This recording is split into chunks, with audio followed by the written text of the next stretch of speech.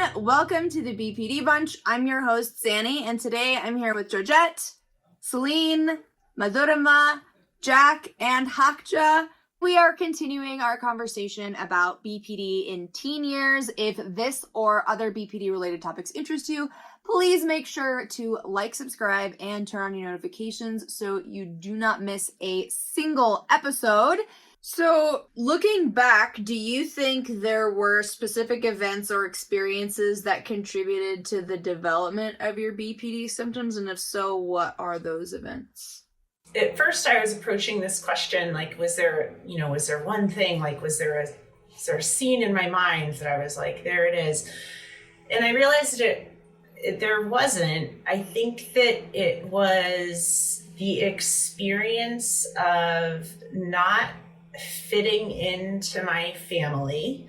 My therapist brought up the phrase tulip in a rose garden. Like, you can be a tulip in a rose garden. There's nothing wrong with a tulip, but it's out of place in a rose garden. And I think that there was definitely like an emotional neglect in my family, and like an invalidation, just not feeling like I fit in, never feeling like validated for being me or who I was. And then just we kind of call it a benign neglect, because I don't think my parents were doing the best they could with like who they were at the time and the knowledge and the skills that they had at the time.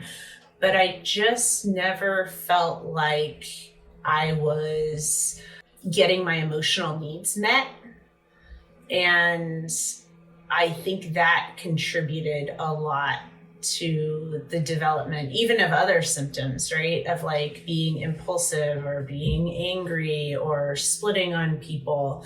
So I would sum it up with that, just the experience of feeling like I didn't fit in with my family because everybody else seemed fine, not getting my emotional needs met, and just never feeling validated. I think for me, it was a combination of my mum leaving. So my parents split when I was 7, and I was raised by my dad. But my dad, I think, either has BPD or narcissistic PD or both, and dealt with that loss very badly. And as a result, one of my past therapists have said that I sort of became his substitute wife. So it was like a mixture of like his narcissism, his anger, but also his love for me at the same time, becoming so possessive, and then with us essentially becoming enmeshed, which is also known as covert incest. So there was no specific thing. It was just like from the age of 7 until me moving out at 24, he was over involved in my life, but then not in other ways. So when I did start to crack and started to show signs of mental health, it was very much like, I'm going to lock you in your room if that's what you're going to do. So I just suppressed it until one day, like, I couldn't suppress it anymore. I had a massive mental breakdown in my 20s, and everyone was like, what? And I was like, no one saw it the whole time because we kept it behind closed doors. So there was a lot going on in my home that wasn't quite right. And again, I think he was doing the best with what he could at the time. I think he's unwell and still is, but I think there was a lot contributed from my parents that didn't get the help it needed until much, much later, because we were kind of keeping it under wraps. It's really just a hodgepodge of different things throughout my life. One was pretty much watching my parents grow up, because they had me kind of young. So they'll still figure out their own lives while raising not just me, but my siblings as well, because they had them still pretty young as well. So they have all these bunch of kids still trying to figure out who they were, constantly moving around, not having a true sense of home. Because once I get comfortable somewhere, I'm moving somewhere else. Times where I actually didn't live with my actual parents. There were times where they couldn't actually take care of me, so they had to give me to somebody who could for a little bit till they got their things stable. Having somebody close to me who had an undiagnosed mental illness themselves, and having to deal with that as a child or and a teenager. it was just a lot of different things that happened throughout the life. I feel like that's pretty much for anybody, especially with BPD. There's no one major factor, one major event. It's just different things through my life that I still trying to deal with and process. Is what put me where I'm at now. Yay. I mean, I don't know exactly when it came into existence, but I think it has a lot to do with how I was treated as a child. My parents have always been very overtly critical of me and taught me this kind of perfectionism in every aspect of life, like be it while you're a kid coloring a book and you draw out of the lines, or be it a friendship and you behave not in a very nice way with your friend, even when you're like 5 or 6 years old. I mean, I used to be like disproportionately get punished for like not being the perfect version of myself, and the punishment used to be mostly like emotional. They would become very silent or like passive aggressive with me, and there was no kind of communication that happened. I mean, I had to figure out on my own if my parents were like, I had to figure out the subtle changes in the tones of their words. Like, does this mean they're mad at me? Does this mean that like, they're just genuinely upset because something happened, or did I do something wrong? So I mean, I was never confronted or like shouted at, but I was always made sure that that you have done something wrong to make me angry, but I'm going to be the kind of parent who does not shout or does not raise hands, but I will just keep being this passive aggressive person in your life. You were talking about your having to figure out like your parents' moods. That like all of a sudden a light bulb went off, and I grew up with a dad who he just always looks grumpy, always looked like mad, and I realized I carried with me throughout my life, always feeling like I was the cause of why my dad was mad at me. So that you really just kind of, it was a light bulb moment. I was like, oh yeah, walking around trying to figure out why this adult man is grumpy and figuring that it must be something that I did, instead of just like maybe he had a bad day. That's probably a good place for BPD symptoms to really like take hold. So thank you for sharing that, because it brought up for like with me, remembering that and the feeling of like, it's an awful feeling. And I think I kind of carry it with me even in my current relationships. Like I still have this habit of picking on people's mood. I think this causes me more distress because I can like, pick up a text and go on like, are you mad at me? Did I do something wrong? Yes. Your tone sounded a bit off.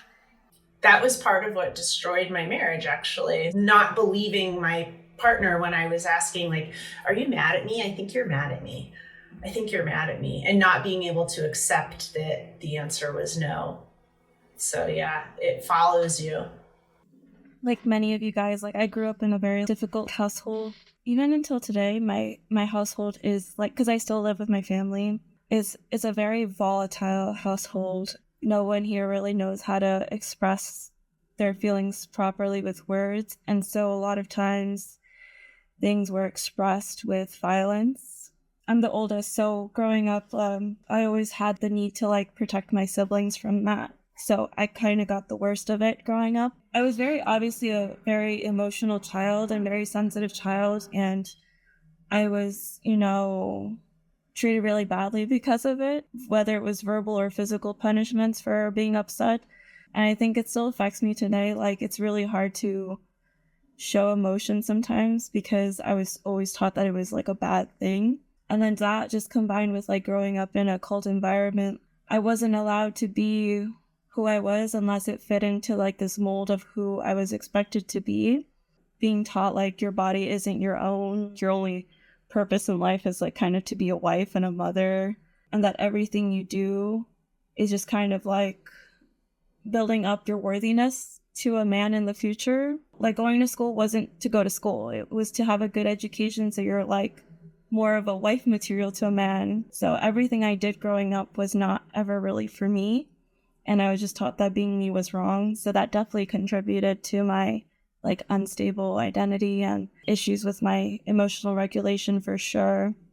And then when I did first start dating, and my first boyfriend, he was great, you know, no issues there. But once I opened myself up to that world, my subsequent relationships were all very like non-consensual in nature. Most of them, like I didn't even agree to be with them, but it was just kind of like, you're my girlfriend now, so deal with it. And bad things after bad things like would just happen, and like whether it was like physical, emotional, or verbal pain, like it was just very like back to back to back. And it like formed this kind of idea that I'm a bad person, therefore bad things happen to me. And that just made like logical sense to me. And that's also like a big reason why I started self-harming, was because I thought I was this horrible person who didn't deserve to live. And it just feels like you're not meant to have love or have people in your life or anything good. And I think that really like destroyed my everything.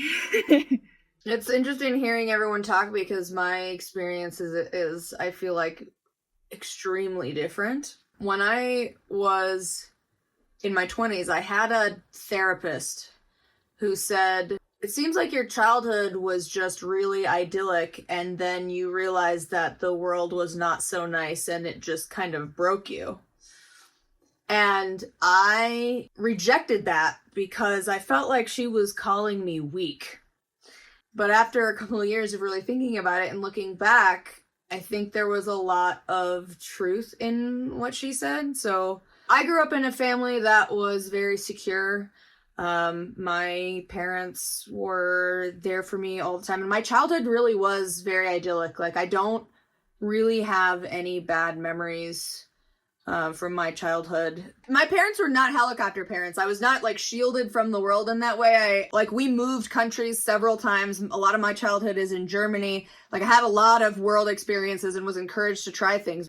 And I always knew that at some point I would change in life, you know, I would start growing up. But when that actually started happening, I was not prepared for it. So I think one of the major things was just going through puberty, having my body change and having my emotions change. And that was the first time I really started experiencing what I would perceive as invalidation from my family, because, you know, everyone said that, you know, like, puberty is normal. All of these things that you're going through, these changes are all normal. And I mean, everyone does go through them. They weren't exactly wrong, but I couldn't believe that amount of emotional pain from that kind of change could be normal. Like, how does everybody go through this and survive? I was so emotionally sensitive. Like, I resisted wearing a bra for the longest time because I didn't want to be an adult. I didn't want to have to go out and be responsible for myself. I wanted to stay in my perfect little happy family unit forever. And the fact that my body was changing and I was getting attention from boys in a way that I did not want. It's hard to say this out loud because there's some part of me that feels like this is so silly. How is it really just that puberty was that traumatic to me that I ended up with a serious personality disorder? But I feel like, you know, I was so sensitive when I came out that a lot of those things that everyone goes through ended up being really traumatic for me. And then, you know, it took a while for people, especially my parents, to realize that the effect that these things were having on me was enough that I was not adapting in the way that the average teenager would. So by the time I was 13, I was in therapy. But I was so sensitive that it really only took a couple of moments of my parents saying like, oh, this is normal, everyone goes through that, for me to be like, oh, if I'm having such a hard time with this, I must be the weirdo. You know, like it wasn't this overt stuff. I didn't get silent treatment. There was no abuse. And I think one of the biggest things is that they don't recognize this in themselves, but I would say my parents are high masking neurodivergence. My dad in particular is extremely direct and concrete and clear with everything that he says. And I think it was a real shock to me to go into the world and realize people don't always say what they mean and they don't always mean what they say. That was really confusing to me.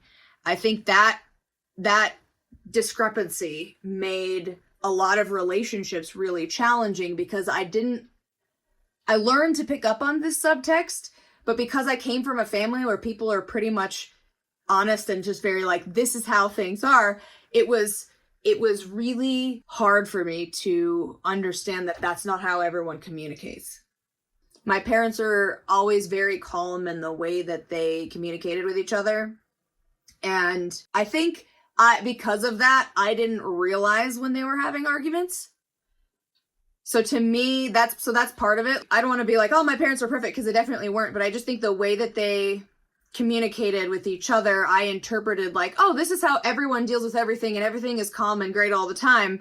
And, you know, when you're young, you don't understand nuance. And so then when these things aren't what you expect, it's hard to adapt.